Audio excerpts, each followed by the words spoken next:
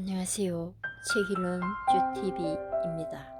오늘 소개할 책은 그럼에도 왜 사느냐 묻는다면 입니다.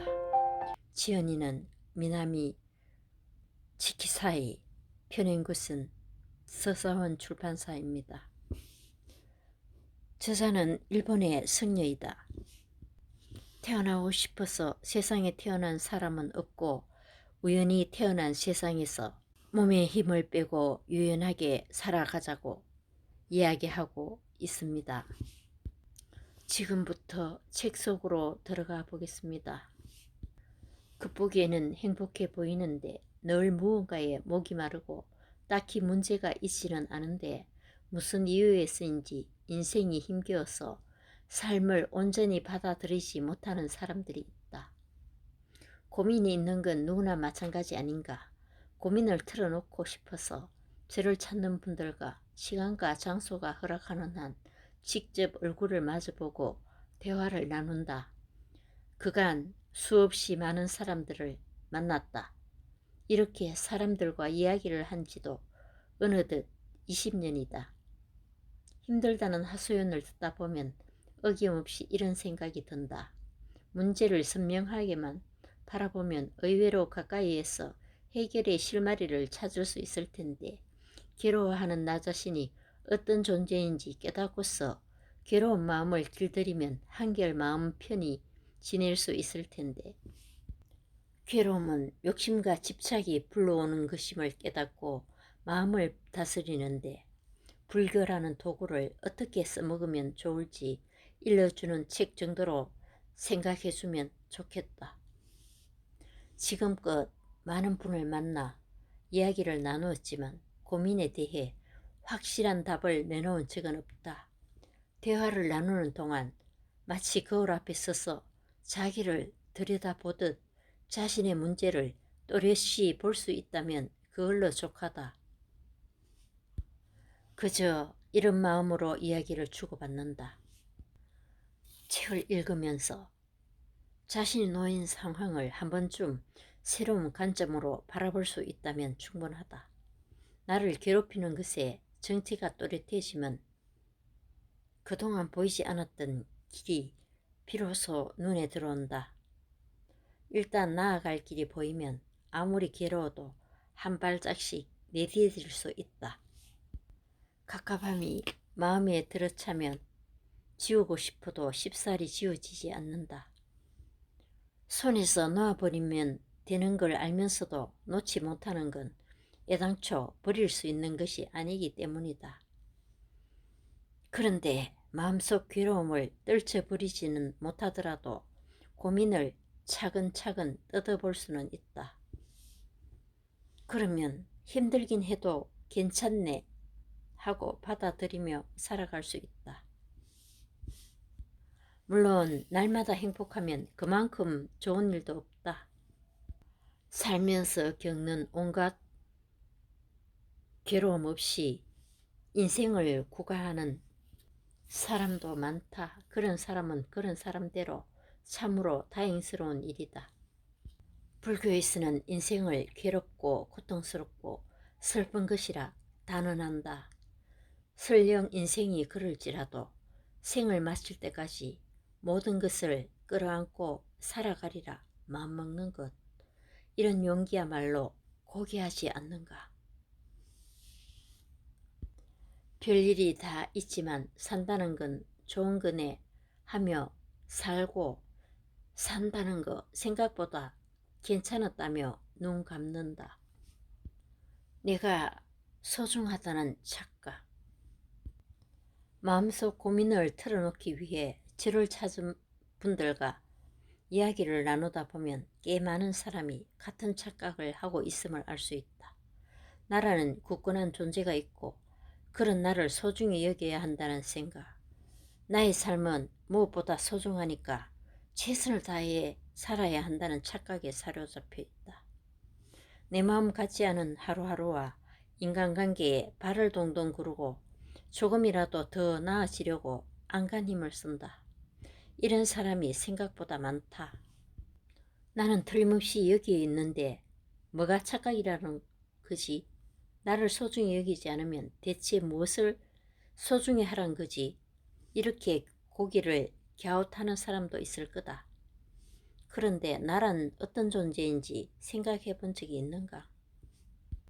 몸이 나일까 생각해 보면 그렇지 않다. 우리 몸을 이루는 수많은 세포는 3개월이 지나면 모두 새로운 세포로 교체된다. 새로운 세포로 바뀐 몸은 남이나 마찬가지다. 그렇다면 마음이 나일까? 이 말에도 선뜻 고개를 끄덕일 수가 없다. 어제의 마음과 오늘의 마음이 같다고 어떻게 확신하는가? 답하기 쉽지 않다. 어제의 나와 오늘의 내가 같은 존재라는 근거는 두 가지다. 바로 나의 기억과 다른 사람의 인정이다. 어느 날 아침에 눈을 떴는데 지금껏 쌓아온 모든 기억이 호련히 사라졌다고 상상해보자. 잠들기 전까지의 나는 더는 세상에 없다. 또 어느 날 문득 주변 사람들이 나를 A라는 다른 인물로 대한다면 어떨까? A로 살아가거나 평정심을 잃고 괴로워하거나 어쩌면 스스로 세상을 등지게 될지도 모른다. 거친 비유를 들었지만 나라는 존재는 그만큼 흔들리기 쉽다. 나는 나라는 기억의 집합체이면서 다른 이가 나임을 인정해 줄 때에야 비로소 세상에 존재한다. 둘 중 하나라도 없으면 내가 나라는 근거는 사라지고 나는 속절없이 무너져 내릴 것이다. 평소 나라고 일컬어지는 건 그저 기억과 타인과의 관계로 쌓아올린 허상에 불과하다. 언제든 흔들릴 수 있는 토대 위에 있는 불안정한 나를 가장 소중히 여겨도 괜찮은 걸까? 그렇지만 저는 누가 봐도 저인데요 하고 말하는 이에게 당신이 누구인지 되물으면 이름과 성별, 나이, 성격, 직업, 가족, 주소를 술술 엎는다. 하지만 이런 건 어디까지나 지금 나를 이루는 속성일 뿐이다. 이런 속성을 모두 걷어내면 무엇이 남을까? 생각해보면 사람이라는 존재는 태어날 때부터 남이 지어준 옷을 걸치고 있는 셈이다. 언제 어디에서 태어날지 성별도 외모도 스스로 선택하지 못한다. 이름도 부모가 붙여주지 않던가. 나에게 이름을 지어준 부모조차 어쩌다 보니 부모라는 존재가 되었을 따름이다. 이 세상에 스스로 태어나고 싶어서 태어난 사람은 없다. 우리는 이 세상에 뜻하지 않게 태어나 타인에 의해 남들과 다른 나로 규정되어 살아간다. 그런 나로 살아가자면 남들에게 인정받고 칭찬받아야 할 것만 같다. 처음부터 내가 아닌 남이 골라준 옷을 입고 있으니 잘 어울린다든가 보기 좋다든가 하는 칭찬을 들어야만 마음이 놓이고 옷 입을 맛이 난다. 그래서 많은 사람이 나를 나답게 만들어주는 존재인 다른 사람에게 인정받고 싶은 욕구를 느낀다. 삶에서 의미를 찾으려 애쓸 것 없다. 나는 무엇인가? 어릴 적부터 이 물음이 마음속을 떠난 적이 없다고 말하면 어지간히 따분한 사람이라 여길지도 모르겠다. 나는 왜 이렇게 나라는 존재가 궁금했을까? 어려서부터 심한 천식으로 이번과 퇴원을 반복했던 경험 덕분일 것이다. 천식으로 심한 발작이 찾아오면 숨이 멎을 것 같아 눈앞이 캄캄했다. 그럴 때마다 어린 마음에 아, 이제 죽는구나 하고 얼마나 무서웠던지, 내가 잘못 될지도 모른다는 두려움과 금방이라도 죽을 것만 같은 몸의 감각, 지금도 어릴 적 기억이 또렷하다. 자의식이 여물지 못한 3살 적부터 천식으로 인해 곧 숨이 넘어갈 것만 같은 경험을 수도 없이 한 나에게 삶보다 죽음이 훨씬 현실에 가까웠던 셈이다. 학교에 다니면서는 수업을 빠지기 일쑤였고 뭘 하든 반 친구들보다 뒤처졌다. 그러다 보니 자연스레 친구들과 멀어졌고 어느새 나는 친구들과 선생님을 무기력하게 바라만 보는 아이가 되어 있었다. 이런 나에게 이게 바로 나야, 이게 바로 산다는 거구나 같은 나와 내 삶에 대한 확신이 있을 리 없었다. 왜 살아야 하지? 나는 대체 뭘까? 어릴 적 나에겐 이 물음에 대한 답이 꽤 간절했다. 사춘기가 되자 나라는 존재의 의미는 무엇인가? 손에 씹히는 대로 책을 읽고 사색을 하고 때론 답을 줄 수 있을 것 같은 어른에게 묻기도 했다. 그러나 어떤 책도 어떤 어른도 이렇다 할 답을 주지는 못했다. 그러다가 중학교 3학년 때 교과서에 실린 헤이케 모노카타리에서 재행무상이란 말을 접했다. 일반적으로 재행무상은 세상의 모든 것은 변한다는 뜻으로 해석된다. 다만 나는 이렇게 받아들였다. 살아간다는 것 자체에 특별한 의미는 없다. 나라는 존재에 확실한 근거는 없으며 사람이라는 존재 역시 확고한 근거 같은 건 없다.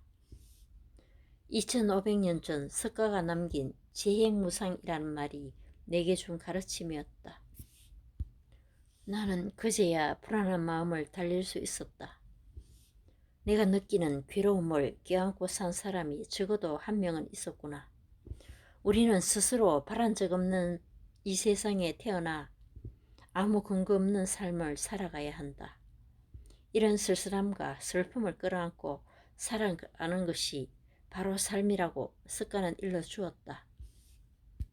삶에 별다른 의미가 없다는 말이 허망하게 느껴질 수도 있다.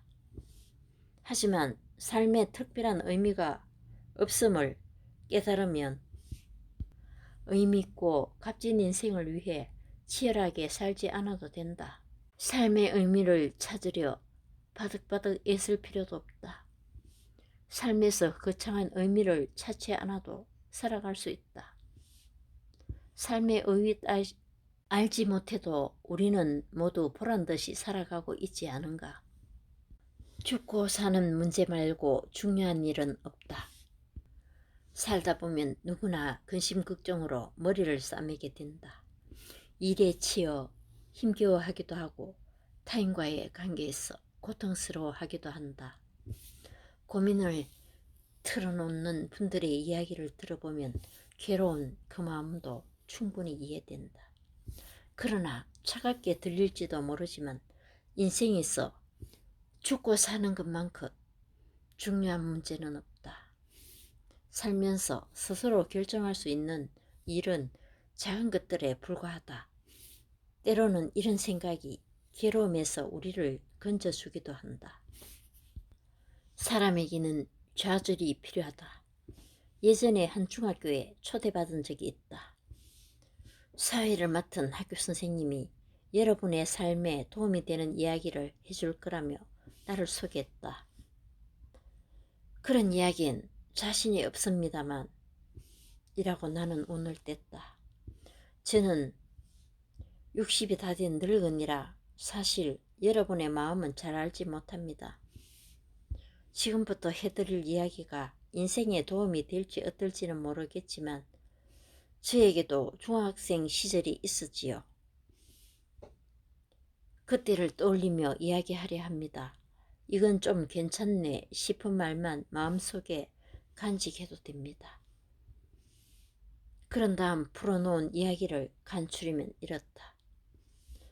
어른들은 여러분에게 꿈과 희망을 가지라고 말할 것이다. 물론 꿈을 이루며 살면 박수받아 마땅하다. 그런데 이 나이 먹도록 살면서 배운 점이 있다. 꿈이 이루어지지 않거나 바라는 대로 되지 않을 때가 인생에는 훨씬 많다는 점이다.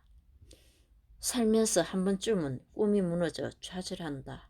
하지만 걱정하지 않아도 된다.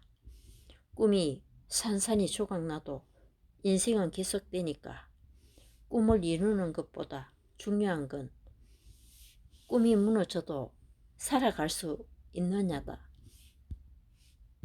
주변을 한번 둘러보라. 여러분의 선생님과 엄마 아빠는 어릴 적 품었던 꿈을 이루어 꿈에 그리던 인생을 살고 있을까?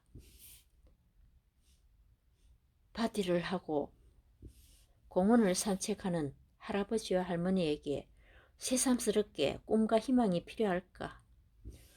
꿈 같은 거 이루려 하지 않아도 모두 건강히 잘만 지낸다.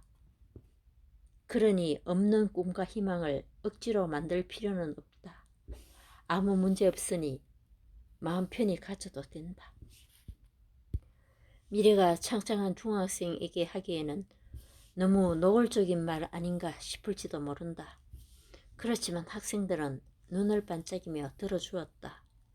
다행히 나의 이야기가 와닿았던 모양이다. 꿈과 희망을 품으면 안 된다는 게 아니다. 다만 꿈과 희망이 없어도 살아가는데 문제가 없다는 뜻이다. 요즘 흔히 말하는 꿈은 보통 직업을 가리킨다. 요즘 사람들에게 꿈은 곧 되고 싶은 직업이고 이를 통해 자아를 실현하려고 한다. 그래서 직업을 생각할 때 무엇보다 중요한 건 남에게 도움되는 일로 돈을 벌 수 있는가다. 직업은 꿈을 위한 것만은 아니다. 이를 알지 못하면 꿈과 희망이라는 말에 덫에 걸리기 쉽다. 정말로 훌륭한 건 원하는 바를 이루며 사는 사람이 아니다. 꿈이 산산이 조각나도 살아가는 사람이다. 원하는 바가 이루어지지 않아도 굳건히 사는 사람이다. 꿈과 희망을 이루어 산다는 건 어떤 의미에서 순탄한 삶이라 할 수 있다. 가령 올림픽에서 금메달을 딴 선수는 사람들의 기대와 중압감을 견뎌내고 좋은 결과를 냈다는 점에서 박수를 받아 마땅하다. 그러나 이들은 타고난 재능과 정신력이 있었고 꿈을 이루기 위해 그에 걸맞는 노력을 했을 따름이다. 재능과 노력에 걸맞는 성과를 냈으니 어찌 보면 당연한 결과다. 뼈를 깎는 노력을 했지만 메달 근처에도 못 간 선수가 메달을 딴 선수보다 못한 사람이냐 하면 그렇지 않다. 원하는 바를 위해 있는 힘껏 최선을 다했지만 꿈을 이루지 못했다. 꿈을 손에 넣으려 온 힘을 다했지만 역부족이었다. 이런 좌절을 털고 일어나 다시금 앞을 향해 나아가는 이의 저력은 얼마나 감탄스러운가. 좌절은 생각의 폭을 넓혀주고 마음을 단단하게 다져주는 재산이 된다.